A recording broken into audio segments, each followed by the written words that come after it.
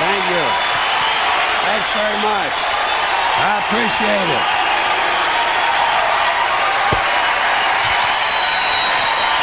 Thank you very much. Thank you all. Thank you. I appreciate that. Thank you. Thank you. So, let me ask you something. Let me ask you, how's everybody doing tonight, huh?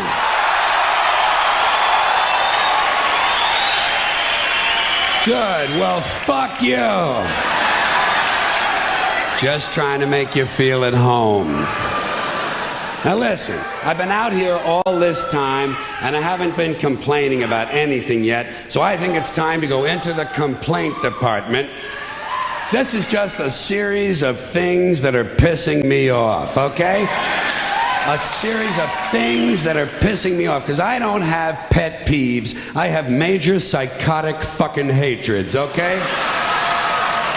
And it makes the world a lot easier to sort out. First thing on my list tonight, airport security. Tired of this shit. There's too much of it. There's too much security at the airport. I'm tired of some guy with a double-digit IQ and a triple-digit income rooting around inside of my bag for no reason and never finding anything. Haven't found anything yet. Haven't found one bomb in one bag. And don't tell me, well, the terrorists know their bags are going to be searched, so now they're leaving their bombs at home. There are no bombs. The whole thing is fucking pointless. And it's completely without logic. There's no logic at all. They'll take away a gun, but let you keep a knife. Well, what the fuck is that? In fact, there's a whole list of lethal objects they will allow you to take on board. Theoretically, you could take a knife, an ice pick, a hatchet, a straight razor, a pair of scissors, a chainsaw, 6 knitting needles, and a broken whiskey bottle, and the only thing they're going to say to you is that bag has to fit all the way under the seat in front of you. And if you didn't take a weapon on board, relax. After you've been flying for about an hour, they're going to bring you a knife and fork. They actually give you a fucking knife. It's only a table knife, but you could kill a pilot with a table knife. Might take you a couple of minutes, you know. Especially if he's hefty, huh? Yeah, but you could get the job done if you really wanted to kill the prick. Shit, there's a lot of things you could use to kill a guy with. You could probably beat a guy to death with the Sunday New York Times, couldn't you? Or suppose you just had really big hands. Couldn't you strangle a flight attendant? Shit, you could probably strangle 2 of them, one with each hand. You know, if you were lucky enough to catch them in that little kitchen area before they give out the fucking peanuts, you know? But you could get the job done if you really cared enough. So why is it they allow a man with big, powerful hands to get on board an airplane? I'll tell you why. They know he's not a security risk because he's already answered the 3 big questions. Question number 1, did you pack your bags yourself? No. Carrot Top packed my bags. He and Martha Stewart and Florence Henderson came over to the house last night, fixed me a lovely lobster Newburg, gave me a full body massage with sacred oils from India, performed a 4-way around the world, and then they packed my bags. Next question.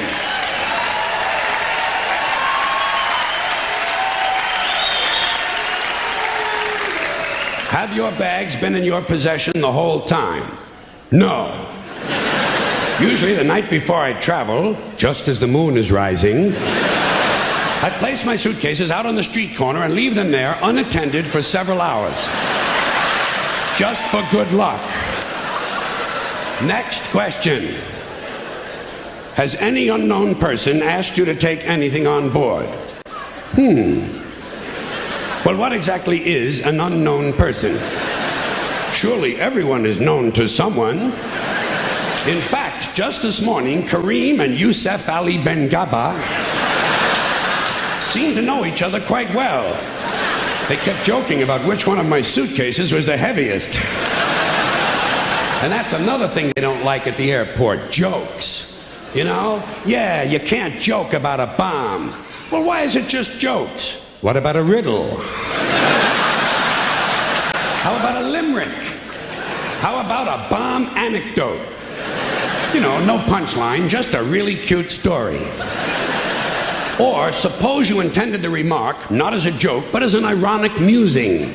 Are they prepared to make that distinction? Why, I think not. And besides, who's to say what's funny?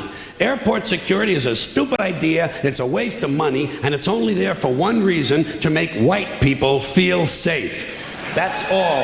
The illusion, the feeling and illusion of safety. Because the authorities know they can't make an airplane completely safe. Too many people have access. You'll notice the drug smugglers don't seem to have a lot of trouble getting their little packages on board, do they?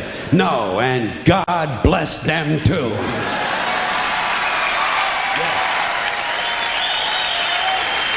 Oh.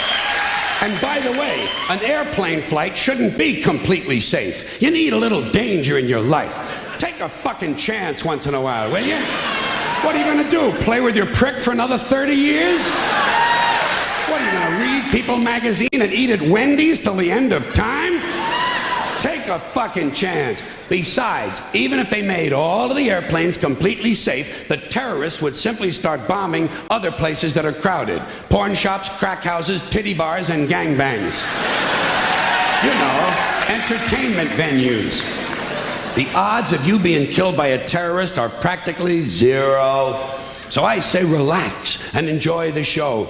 You have to be a realist. You have to be realistic about terrorism. Certain groups of people, certain groups, Muslim fundamentalists, Christian fundamentalists, Jewish fundamentalists, and just plain guys from Montana are going to continue to make life in this country very interesting for a long, long time. That's the reality. Angry men in combat fatigues talking to God on a two-way radio and muttering incoherent slogans about freedom are eventually going to provide us with a great deal of entertainment.